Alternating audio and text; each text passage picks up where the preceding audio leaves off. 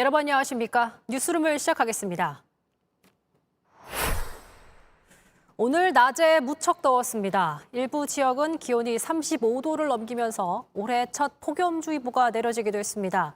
내일과 모레 더 뜨거운 날씨가 예고돼 있는데 다음 주까지 더위는 이어질 전망입니다. 먼저 김지은 기자입니다. 햇볕이 내리쬐입니다. 땅에는 아지랑이가 피어납니다. 계속 부채질을 해도 얼굴에는 땀이 흐릅니다. 더위를 피해 그늘막에 눕기도 합니다. 이번 여름에서 제일 더운 것 같은데요, 오늘이. 대구는 오늘 35.2도까지 올랐습니다. 수도권도 더웠습니다. 서울은 30.2도까지 올라갔습니다. 텐트 안에 있으니까 등에 땀이 진짜 너무 많이 나와요. 땀으로 샤워한 기분이었고. 엄청 오늘 갑자기 더워지더라고요. 날이 딱 이렇게 쭉 흐르고. 가장 기온이 높은 곳은 경기 여주 금사면 35.8도였습니다. 삼척은 35.4도, 경주도 35.2도까지 올랐습니다. 기온이 오르면서 광주, 대구 등 13개 지역에 폭염주의보가 내려졌습니다. 올해 첫 폭염주의보인데 작년보다 하루 빠릅니다. 내일과 모레는 더 덥습니다. 서울은 물론 대전과 광주, 대구 모두 33도 안팎이 예상됩니다. 기상청은 이번 폭염이 한반도가 이동성 고기압 영향권에 들면서 일사량이 많아졌기 때문이라고 설명했습니다. 볕이 쨍쨍 내리쬐면서 자외선과 오존도 주의해야 합니다. 전국적으로 자외선 지수도 매우 높음에서 높음 단계가 예상됩니다. JTBC 김지윤입니다. 여름 더위는 이제 시작인데 올해는 얼마나 더울지 걱정입니다. 이달 세계 평균 기온이 산업화 이전보다 1.5도 높은 수준이란 분석이 나왔습니다. 지구 온난화를 막는 최후 방어선이 뚫린 셈인데 지금까지 기상 관측 이래 가장 더웠던 2016년보다 올해가 더 더울 수도 있다는 얘기입니다. 이어서 조보경 기자입니다. 이번 달 초 며칠 동안 세계 평균 기온은 산업화 이전보다 1.5도 높은 수준이었습니다. 유럽연합 기후변화 감시기구인 코페르니쿠스 기후변화 서비스의 분석입니다. 1.5도는 2015년 파리 기후협정에서 채택한 지구온난화 최후 방어선입니다. 전문가들은 지구온도 상승폭을 1.5도 밑으로 지키지 못하면 홍수나 가뭄 같은 극단적 기상현상이 많아질 거라고 보고 있습니다. 영국 가디언지도 올해가 가장 더운 해가 될 것 같다고 경고했습니다. 실제로 전 세계 6월 평균 기온은 1979년 6월의 최고 기온보다 1도가량 높습니다. 특히 올해는 엘니뇨가 시작됩니다. 적도 부근 동태평양의 수온이 비정상적으로 높아지면서 기온을 올리는 이상기후 현상입니다. 역대 가장 더웠던 2016년보다 더 뜨거울 수 있다는 게 전문가들 의견입니다.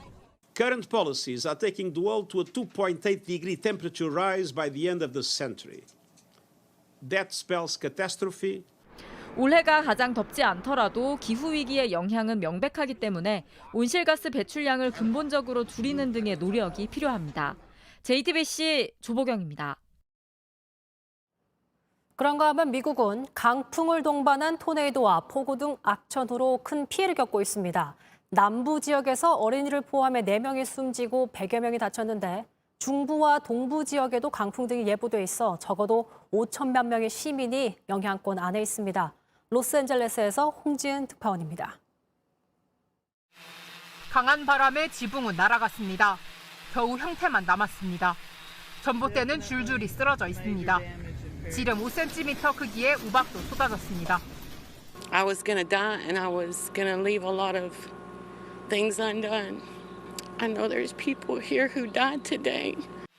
미국 남부 텍사스주에 시속 217km에 달하는 강력한 토네이도가 덮쳤습니다. 11살 아이를 포함해 적어도 3명이 숨지고 100명 넘게 다쳤습니다. 주택도 150여 채가 무너져 내렸고 소방서 시설도 파손됐습니다. 115 to 125 injuries. We've lost a lot of homes, businesses. It's just a lot of damage to our community. And it's going to take some time to get this cleaned up. 주지사는 재난 사태를 선언했습니다. 플로리다주 펜사콜라시에서도 최소 1명이 숨졌습니다. 강한 바람에 쓰러진 나무가 집 안으로 덮치면서 변을 당했습니다. 빗물이 불어나면서 시내 아파트 단지가 물에 잠겼습니다. 주민 150여 명은 급하게 몸을 피했습니다. 남부뿐만 아니라 필라델피아와 워싱턴 DC 등 중동부 지역에도 강풍과 우박이 예보돼 있어 피해는 더 커질 수 있습니다. 로스앤젤레스에서 JTBC 홍지은입니다. 무더운 날씨 속에 오늘 여의도와 잠실 등 서울 곳곳에서 행사와 공연이 열리고 있습니다. 방탄소년단 BTS 10주년 행사가 열리고 있는 여의도로 가보겠습니다. 최양 기자, 사람이 많아 보입니다. 행사는 진행 중이죠? 근데 사실 제작진 측에서 저한테 찬스를 주셔서 네, 행사는 오늘 오후 2시부터 시작됐는데요. 지금은 행사장 가운데 이 대형 스크린에서 BTS 영상이 나오고 있습니다. 이 앞쪽으로 돗자리를 깔고 자리를 잡은 시민들, 그리고 축제를 즐기는 팬들로 가득합니다. 이 조금 전에 리더 RM이 깜짝 공연을 펼치면서 분위기는 달아올랐습니다. 이 여의도 한강공원 일대는 방탄소년단을 상징하는 색깔이죠. 보랏빛으로 물들었습니다. 이 보라색이 들어간 옷은 물론 모자와 가방, 또 우산을 챙겨 나온 팬들이 많았습니다. 정말 다양한 나라에서 온 전 세계 팬들을 만나볼 수 있었는데요. 직접 목소리 들어보시죠. 우리 지금 너무 행복해요. Happy BTS 페스타! 이렇게 다 같이 아미들과 즐길 수 있는 게 너무 좋고요. 널 알아보게 됐어. 사람 불러왔던 것처럼. 네, 이렇게 전 세계에서 팬들이 모이다 보니 안전사고가 걱정입니다. 관리 잘 되고 있습니까?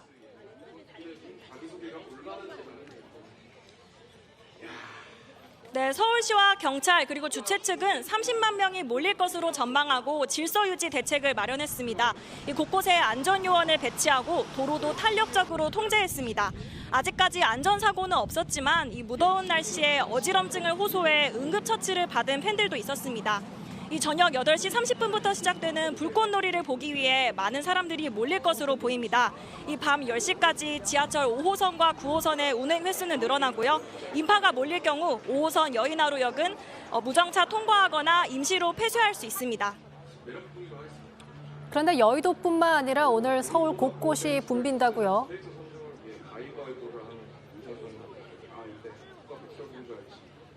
네, 광화문 등 도심에선 진보와 보수단체의 집회가 이어졌습니다. 잠실 올림픽 주경기장에서는 해외 유명 가수인 브루노 마스의 공연이 열리는데요. 오늘과 내일 이틀 동안 11만 명이 몰릴 것으로 보입니다. 인근 잠실 야구장에선 잠실 라이벌이죠. 두산과 LG의 프로야구 경기도 진행되고 있습니다.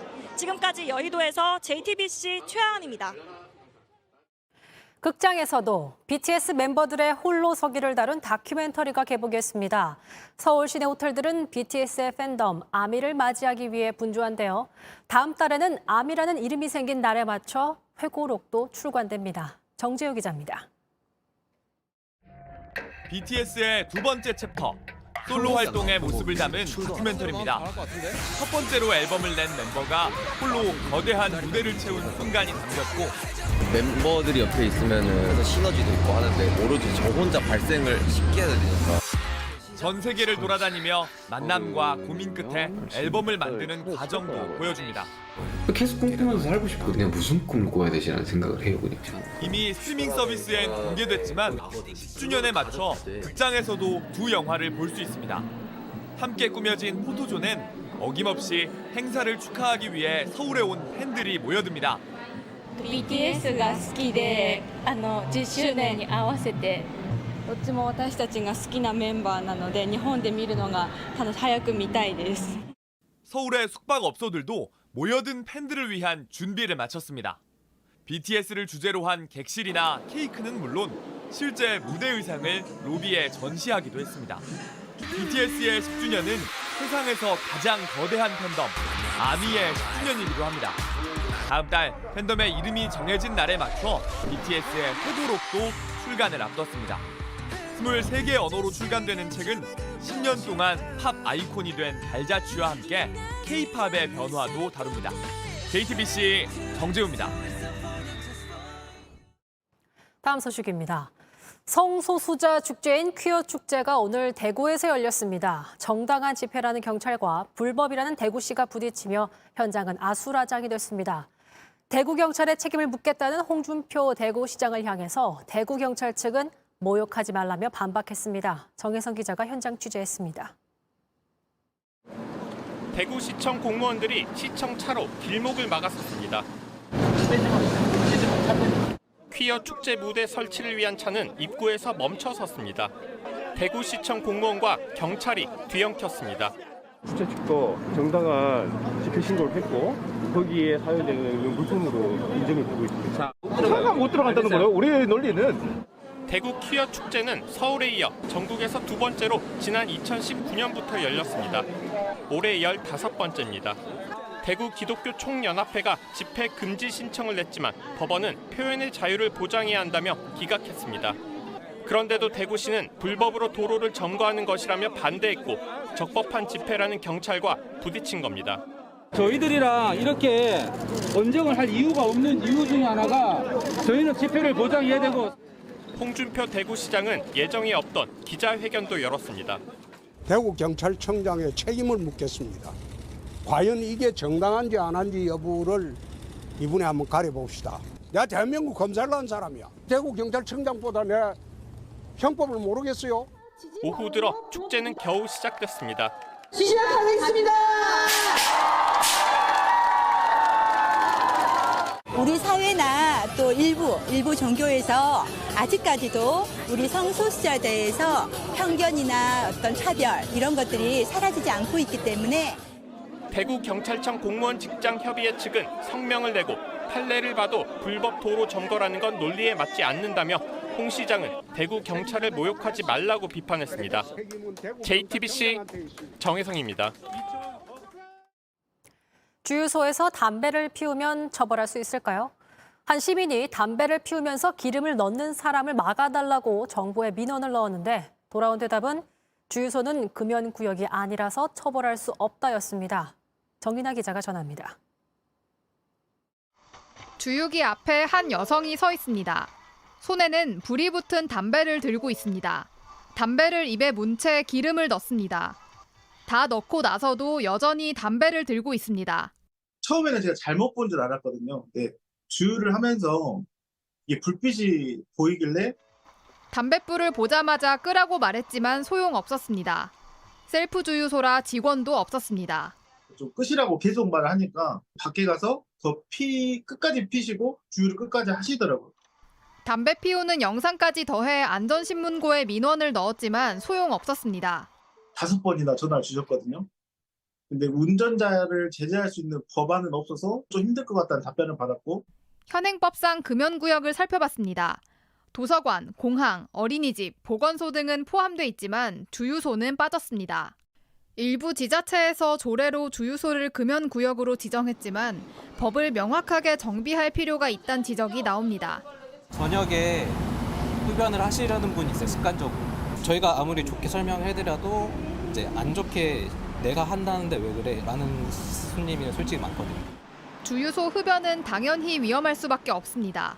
주유구나 주유기 주변에서 직접적으로 이제 유증기가 발생하거나 이렇든 이 휘발이 되는 그런 상황들인 경우에는 이런 임계 농도라든지 폭발이 발생할 수 있는 이런 상황들 요건이 충족되기 때문에 한국석유유통협회는 최근 정부에 주유소를 금연구역으로 지정해달라고 요청했습니다.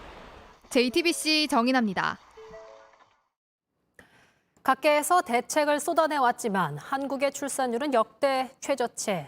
한 조사에서 한국의 젊은 여성 절반 가까이가 출산 의사가 없다고 밝혔습니다. 그래서 JTBC는 한국의 저출생 위기에 대한 조금 다른 시선을 취재했습니다. 정아람 기자입니다. 여러분은 한국에서 아이를 낳아 기르고 싶으신가요? 지난주 서울 이태원 거리를 지나는 외국인 여성들에게 물었습니다.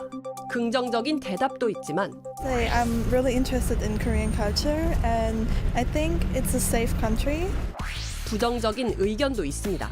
Because I heard like school and everything in Korea is like very hard and the pressure is a lot. It's like 취재진은 한국에 사는 외국인 여성들을 상대로 한국의 저출생에 대한 심층 인터뷰를 진행했습니다. 이들은 자신이 경험한 한국이 아이를 낳아 기르기에 좋은 환경이 아니라고 말합니다. 가장 큰 원인은 집값과 사교육비 같은 경제적인 이유라고 입을 모읍니다. 한국에서 약간 둘이서 집을 사고 사는 게 너무 비싸다고 들었거든요. 근데 일본에서는 뭐 하긴 비싸긴 한데 근데 그렇게 약간 집 사서 사는 그런 큰 걱정이 없는 것 같아요. 물가비 때문에 경제적인 여유가 없으면은 부담이 되고 좀 과하게 얘기하면은 우려나 무서움이 되는 거죠.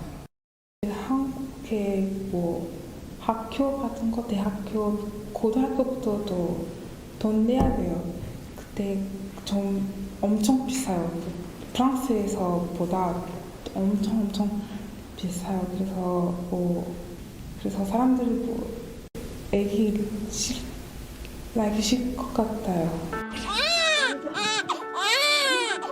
그렇다면 출산율을 높이기 위해 어떻게 해야 할까? 여성의 사회 서포트 더 많이 줘야 어느 정도 이제 마음 바뀌겠죠. 애 낳아도 내 인생은 끝이 아니다. 이런 인식은 들어야 이제 출산율 문제를 해결할 수 있는 거고. 왜 아이를 낳고 싶지 않아? 왜냐하면 제 아이가 나의 삶을 반복하고 싶지 않아. 컴퓨터를 향상시키면 아마 사람들이 더 미래에 대한 희망이 더 커질 것 같아서 저출산에 대한 도움이 있을 것 같습니다. JTBC 정아람입니다. 영세한 민간 자선단체들은 다른 대규모 자선단체들로부터 기부금을 지원받아 사업을 집행하기도 하는데요. 그런데 민간단체 5곳이 이렇게 받은 기부금 수억 원을 횡령한 혐의로 수사를 받고 있는 것으로 파악됐습니다. 심지어 개인 도박 자금으로 쓰였다는 의혹도 있습니다. 강희연 기자입니다. 서울 용산의 한 쪽방촌입니다. 지난 2017년 한 상담센터는 이곳 쪽방촌 주민들을 지원하겠다며 외부 자선단체로부터 기부금 약 1억 3천만 원을 받았습니다. 하지만 당시 운영진들은 이 돈을 횡령한 혐의 등으로 고발됐습니다. 주민 수를 부풀리고 또 허위 명부를 만들어 기부금을 빼돌린 의혹도 받았습니다. 현재 해당 시설은 폐쇄됐고 기부금은 환수되지 못하고 있습니다. 충남 청양군에 있는 복지단체에선 한 직원이 자선단체 기부금 3억 2천만 원을 본인 계좌로 빼돌린 혐의를 받습니다. 취약계층을 위한 기부금 5천만 원도 포함됐는데 경찰은 기부금이 도박 등에 쓰인 것으로 보고 수사 중입니다. 지난 2017년부터 2022년까지 해당 자선단체가 부정사용이 의심돼 기부금 환수 조치를 통보한 단체는 모두 48곳으로 금액만 약 10억 원입니다. 이 중 5곳에 대해선 기부금 약 7억 4천만 원을 횡령한 혐의 등으로 고발했습니다. 정부는 이러한 기부금 유용 사례가 더 있을 것으로 보고 세부 지출 내역을 기부 통합 관리 시스템에 공개하는 방안 등이 담긴 기부금법 시행령 개정안을 입법 예고하는 등 투명한 관리 시스템을 구축할 방침입니다. JTBC 강연입니다. 미국 시애틀에서 30대 한인 부부에게 무차별 총격을 가한 범인이 1급 살인 혐의 등으로 재판에 넘겨졌습니다. 숨진 엄마의 뱃속에 있던 태아에 대한 살인 혐의도 함께 적용됐습니다. 이런 가운데 시애틀에선 하룻밤 사이 또 3건의 총격 사건이 벌어졌습니다. 김민관 기자입니다. 미국 시애틀에 있는 한 식당입니다. 문은 닫혀 있고 꽃이 놓여 있습니다. 지난 13일 시애틀 도심 한복판에서 총에 맞아 숨진 권 씨가 남편과 함께 운영하던 곳입니다. 범인인 30살 남성 코델 구스비는 차가 잠시 멈춘 사이 갑자기 다가와 운전석에 총을 쐈습니다. 운전을 하던 권 씨는 숨졌고 남편은 크게 다쳤습니다. 권 씨 뱃속의 둘째 아이도 응급수술을 했지만 태어난 뒤 숨졌습니다. 미 워싱턴주 킹카운티 검찰은 구스비를 1급 살인 혐의 등으로 재판에 넘겼습니다. 숨진 태아에 대한 살인 혐의도 적용했습니다. 시애틀 경찰서장은 26년 동안 근무한 일에 최악의 사건 중 하나라고 말했습니다. 도시 전역에선 애도와 추모의 물결이 이어지고 있습니다. I'm just going to be praying for them. That's all I can do. There's just so many lives are going to be devastated by this loss. 교민들은 권 씨 가족을 돕기 위해 우리 돈 약 2억 원을 모았습니다. 이런 가운데 시애틀에선 지난 16일에 하루에만 3건의 총격 사건이 일어났습니다. 1명이 숨지고 3명이 다쳤습니다. 시애틀 경찰은 전담팀을 만들어 총기 범죄를 막겠다고 밝혔습니다. JTBC 김민관입니다. 위조 여권을 사용한 혐의로 몬테네그로에서 재판을 받고 있는 권도형 테라폼랩스 대표가 위조 여권인 줄 몰랐다고 주장하고 있는 것으로 전해졌습니다. 판결이 조만간 내려질 예정이지만 현지에서 권도영 씨를 둘러싼 불법 정치자금 수사가 시작되는 등 송환 일정은 한층 더 불투명해졌다는 전망이 나오고 있습니다. 이상화 기자입니다. 지난 3월 몬테네그로 공항에서 붙잡힌 루나테라 폭락 사태의 핵심 인물 권도영 씨는 현지 법원에서 위조 여권 소지 혐의로 재판을 받고 있습니다. 몬테네그로 지방법원은 현지 시간으로 19일 오후 2시 위조 여권 혐의에 대한 판결을 하겠다고 예고했습니다. 애초 재판이 장기화될 것으로 예상했던 것과 달리 빨리 마무리된 겁니다. 권 씨는 지난 16일 열린 재판에서 친구가 추천한 싱가포르에 있는 한 대행사를 통해 모든 서류를 작성했고 코스타리카와 벨기에 여권을 받았다고 밝혔습니다. 자신이 소지한 여권이 위조 여권인지는 몰랐다고 주장했습니다. 그러면서 처벌을 받게 된다면 자신만 받게 해달라고 한 것으로 전해졌습니다. 권 씨가 소지한 벨기에 여권에는 가명과 가짜 생년월일이 기재돼 있었습니다. 본격적인 인도 절차도 시작됐습니다. 앞서 우리나라와 미국이 모두 권 씨의 송환을 요청한 상태입니다. 몬테네그로 고등법원은 인도 절차를 위해 6개월간 권 씨의 구금을 연장하기로 했습니다. 다만 송환까지는 꽤 오랜 시간이 걸릴 전망입니다. 위조 여권 재판에서 유죄로 확정되면 현지에서 징역을 먼저 마쳐야 하기 때문입니다. 여기에 권 씨가 몬테네그로 차기 총리로 거론되는 야당 정치인에게 불법 정치 자금을 제공했다고 폭로하면서 현지 검찰의 수사가 시작된 것도 변수입니다. JTBC 이상화입니다.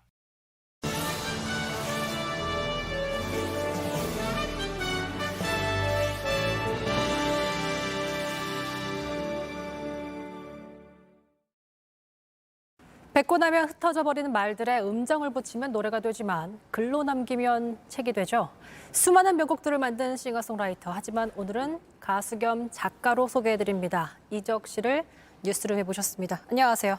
안녕하세요. 반갑습니다. 이적입니다. 네, 저희가 뭐 앞서 언급드린 대로 음반이 아니라 책으로 돌아오셨습니다. 사실 근데 오래전부터 작가로 활동해 오셨더라고요. 뭐 다양한 책들을 쓰셨는데 이번엔 처음으로 산문집을 또 내셨습니다. 네. 이적의 단어들이라는 그 컨셉이 먼저 있고 그래서 한 단어에 어떤 글들을 쓰는데 사진을 주로 올리는 그 SNS에 그냥 한 번에 한 화면에 딱 담기는 글을 쓰자. 그러면 어떤 이야기들의 이제 군더더기를 점점 걷어내게 되고 그 한 번에 주룩 읽으면서 이렇게 마음에 확 와닿는 무언가를 이제 만드는 작업을 하게 됐죠. 단어 하나도 사실은 그냥 붙이는 것이 아니라 생각 끝에 고민 끝에 이런 것들을 붙이지 않았을까라는 생각을 했었는데 그래서 오늘은 특별히 좀 단어들로 인터뷰를 진행해 볼까 합니다. 네. 이적의 단어이기 때문에. 네. 자, 먼저 나이. 예. 나이를 먹는다는 건 나 자신을 다루는 법을 조금이나마 더 잘 알게 되는 것.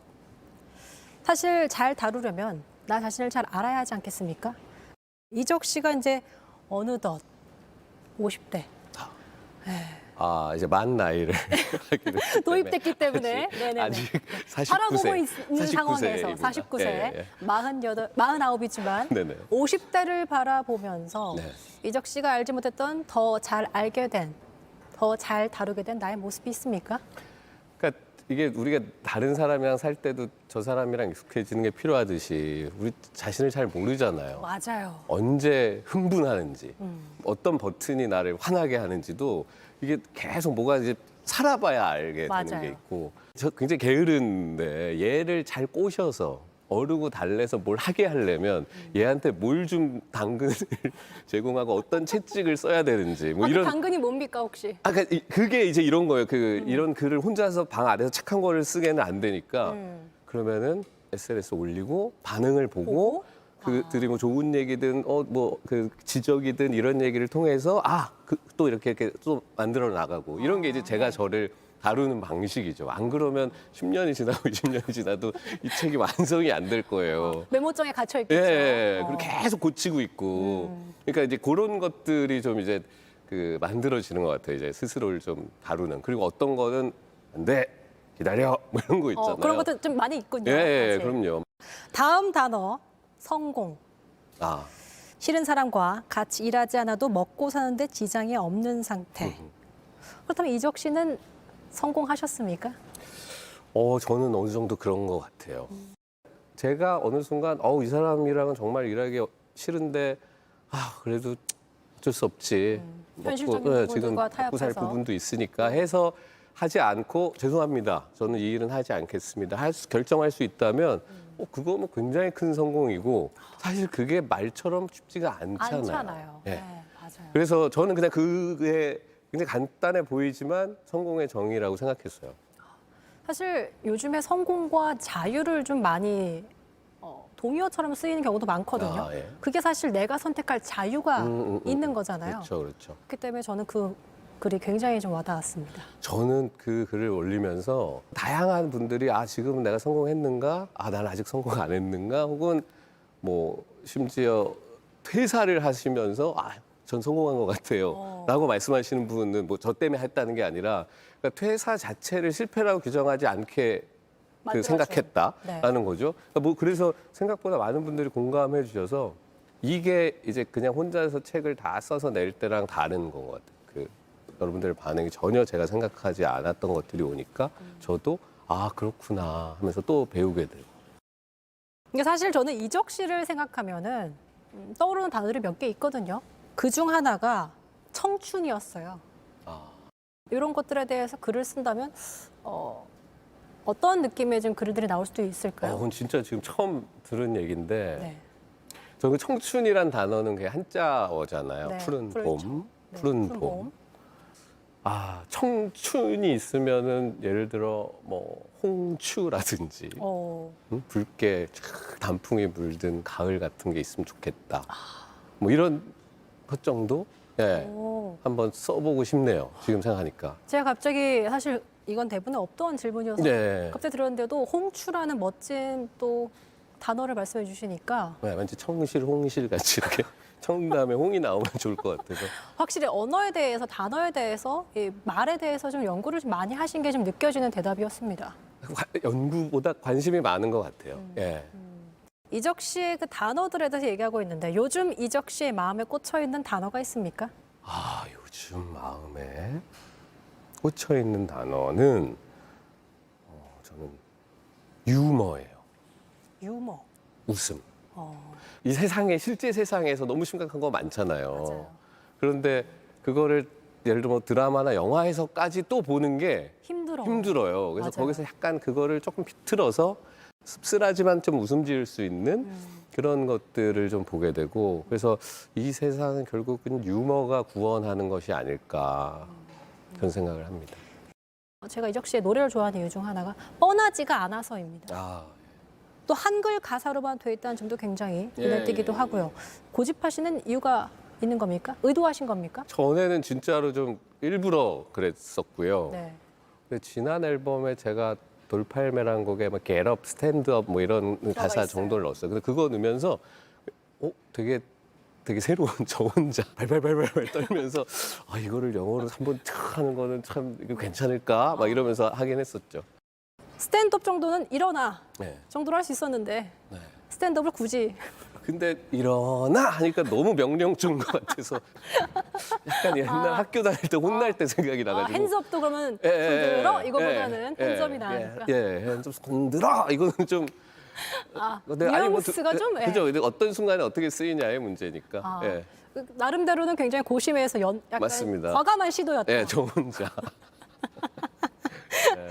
종종 늙지만 말고 늘기도 했으면 좋겠다. 뭐가 늘었으면 좋겠는지. 저는 개인적으로 데뷔했을 때부터 지금 노래를 더 잘한다고 생각하거든요. 그게 굉장히 저한테는 큰 위안거리 혹은 뭐 자부심 같은 거예요. 뭔가 늘긴 늘었구나. 쓰는 곡도 어차피 제 곡은 제가 부르기 위해서 쓰는 거기 때문에 이 정도까지 부를 수 있어? 그럼 이런 것도 한번 해볼래? 이렇게 되면서 영역이 점점 넓어진 것 같거든요. 그런 의미죠. 이적 씨의 단어들의 조합이라 볼 수 있는 멋진 가사가 담긴 노래도 기대하겠고요. 책도 많은 분들께 부싯돌 같은 그런 역할들을 되어주길 기대해 보겠습니다. 인터뷰 고맙습니다. 감사합니다.